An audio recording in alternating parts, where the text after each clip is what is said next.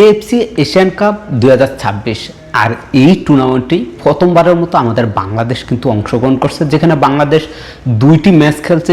প্রথম ম্যাচ তারা কিন্তু চায়নার সাথে যেভাবে ম্যাচটি খেলছে আমরা সবাই ধারণা করে নিয়েছি যে দক্ষিণ কোরিয়ার সাথে সেম যদি খেলতে পারে তাহলে হয়তোবা 2-3 গোলের মধ্যে হেরে যাবে বাংলাদেশ, কিন্তু সেটার বিপরীত হয়ে গেল। চায়নার সাথে যেভাবে আমরা কোলাবরেট করে খেলেছিলাম, কিন্তু দুঃখের বিষয় দক্ষিণ কোরিয়ার সাথে আমরা সেভাবে খেলতে পারি নাই, যার কারণে আমরা 5-0 ব্যবধানে আমাদের বাংলাদেশ হেরে গিয়েছে। যাই হোক, এই যে টুর্নামেন্টে ইতিমধ্যে 4টি দল তারা কিন্তু কোয়ালিফাই করে গেছে। তো বাংলাদেশের সমীকরণটা কি? আসলে আমাদের বাংলাদেশ হোক পুরুষ কিংবা নারী, হোক ক্রিকেট কিংবা ফুটবল, যে কোনো টুর্নামেন্টে বাংলাদেশ কোয়ালিফাইয়ে উঠতে হলে তাদের বেশ কিছু সমীকরণ লাগে। তো আজকে সেটাই দেখবি। স্ক্রিনে দেখেন এই মুহূর্তে আমরা যদি গ্রুপ এর কথা বলি, এ থেকে দেখেন সাউথ কোরিয়া তারা কিন্তু 2টি ম্যাচ খেলছে, 2 ম্যাচে তাদের পয়েন্ট হচ্ছে 6, এবং কি দ্বিতীয় নম্বরে আছে অস্ট্রেলিয়া তাদের পয়েন্ট হচ্ছে 5। অলরেডি এই 2টি দল কিন্তু তারা কোয়ালিফাই করেছে। বি গ্রুপে দেখেন দক্ষিণ কোরিয়া এবং চায়না, তারা কিন্তু অলরেডি তাদের 6 পয়েন্ট করে তারাও কিন্তু কোয়ালিফাই নিশ্চিত করছে।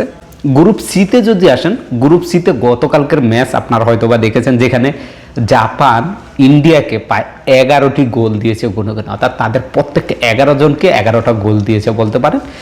বিশাল ব্যবধানে তারা জয় নিয়েছে এবং তারা কিন্তু কোয়ালিফাই করছে।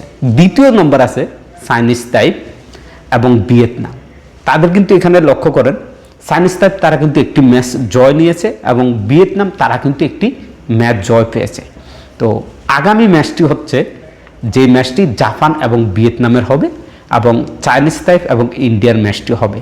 তো আশা করা যাচ্ছে ইন্ডিয়াকে চাইনিজ তাইপ খুব সহজে হারিয়ে দিবে এবং তারাই কোয়ালিফাই করবে।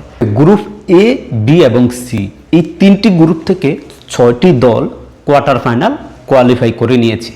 যেহেতু আমরা জানি যে এএফসি নিয়ম অনুসারে মোট 8টি দল, যেহেতু এখন গ্রুপ স্টেজে তারা 12টি দল আছে, এখান থেকে 8টি দল কিন্তু কোয়ার্টার ফাইনালে উঠবে বা কোয়ার্টার ফাইনাল কোয়ালিফাই করবে মাত্র 8টি টিম। যেহেতু 3টা গ্রুপ থেকে 6টা দল উঠে গেছে, বাকি 2টা পজিশন যেটাকে থার্ড প্লেস বলা হয় 3 নম্বর দল হিসাবে বিবেচনা করতেছে, এবং যারা প্রত্যেকটা গ্রুপের র্যাঙ্কিংয়ের অনুসারে 3 নম্বরে থাকবে তাদের মধ্য থেকে এখন 3টি গ্রুপ থেকে মাত্র 2টি দল কিন্তু জায়গা করে নিয়ে ফিলিপাইন্স জয় পায়, তাহলে তারা কিন্তু নিশ্চিতভাবে তারা থার্ড প্লেসটি কনফার্ম করে নেবে, কেননা তাদের হচ্ছে -4 আর ইরানের হচ্ছে -7।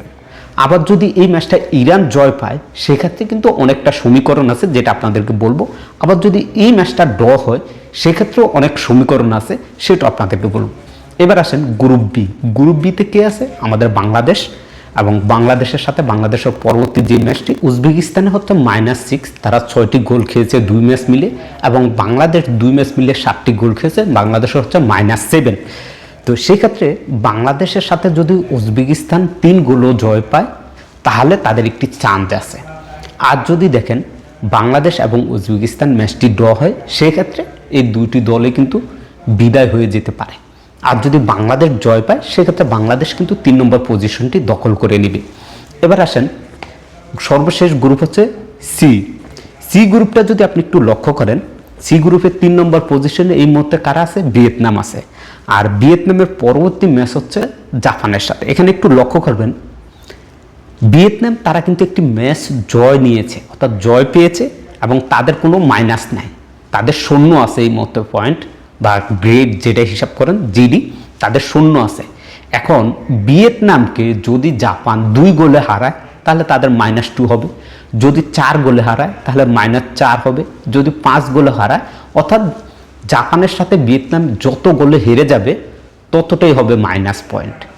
এরপর চিন্তা করেন যদি মনে করেন ভিয়েতনাম কিন্তু আমাদের বাংলাদেশ থেকে অনেকটা শক্তিশালী দল, এবং তাদের কিন্তু আপনি যদি লক্ষ্য করেন তারা একটি ম্যাচ জয়ও পেয়েছে, এবং শেষ ম্যাচে যদি জাপান তাদেরকে 3 গোলও হারায় সেক্ষেত্রে তাদের -3 হবে, তারা কিন্তু 3 নম্বর দল হিসাবে তারা কমপ্লিট করে নেবে। এখান থেকে ধরে নিতে পারেন গ্রুপ সি থেকে ভিয়েতনাম উঠবে। তাহলে যদি সি গ্রুপ থেকে ভিয়েতনাম উঠে যায় 7টি দল কিন্তু কনফার্ম হয়ে যায়। এখন ওই যে সমীকরণ কথা বললাম ফিলিপিন্স যদি ইরানের সাথে ড্র করে এবং বাংলাদেশ যদি উজবেকিস্তানের সাথে জয় পায়, সেই ক্ষেত্রে তাদের পয়েন্ট দেখা হবে। যদি বাংলাদেশ 2-0 গোলে জয় পায়, সেক্ষেত্রে বাংলাদেশে এখন বর্তমানে আছে কি -7। যদি 2-0 গোলে জয় পায়, বাংলাদেশের হয়ে যাবে কত -5। আবার ফিলিপিন্সের দেখেন তাদের কিন্তু -4।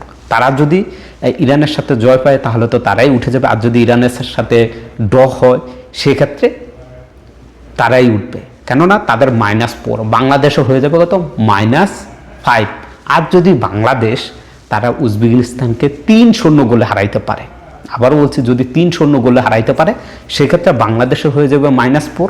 এবং এই দুই দলের পয়েন্ট -4 থাকবে। সেক্ষেত্রে ফিলিপাইন্স এবং বাংলাদেশের মধ্যে একটি ম্যাচ হতে পারে। তো এখন সংখ্যাটা দেখা যাক কি হয়। তবে বাংলাদেশের চান্স একেবারেই কম, কেননা ফিলিপিন্স অনেকটা এগিয়ে আছে, বাংলাদেশের চান্সটা একেবারেই কম। আর ইরানের সাথে ধারণা করা যাচ্ছে যে ফিলিপাইন্সের জয় পাবে। সেক্ষেত্রে ফিলিপাইন্স এবং ভিয়েতনাম দুইটি দলে কিন্তু তারা সুযোগ পাবে। নম্বর দল হিসাবে এই 8টি দল উঠে যাবে, তারাই কোয়ার্টার ফাইনালে জায়গা করে নেবে। খেলাধুলার সকল আপডেট পেতে চোখ রাখুন এসপ্যালে।